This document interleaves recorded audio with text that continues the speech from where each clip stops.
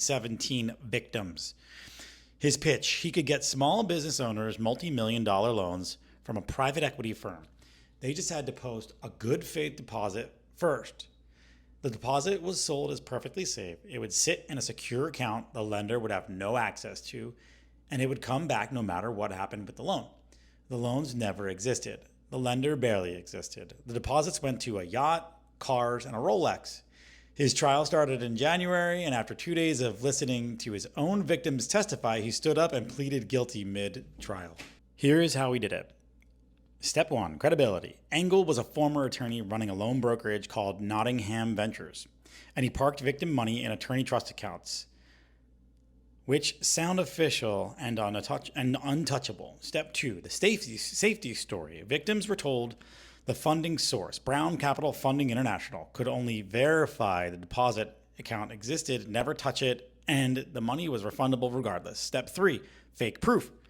Whenever anyone got nervous, he produced a forged bank statement showing their money was sitting safely in the account and fabricated text messages supposedly from the funder. He even claimed he'd put in $19.5 million of his own capital, also fiction.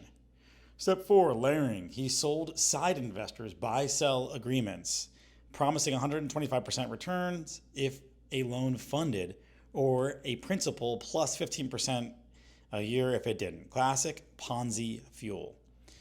In reality, the money moved to his personal accounts almost immediately. Every single quote-unquote verification the victims ever saw was a document the fraudster himself created.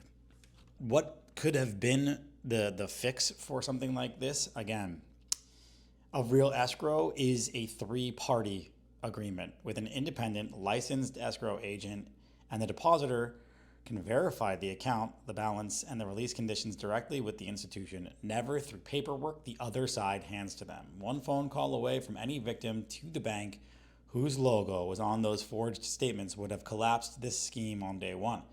If the only proof your money is safe comes from the person asking for your money, you don't have an escrow, you have a story. So another lesson in that it's best to go through escrow.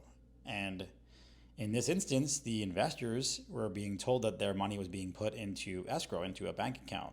And so it should have been a third party.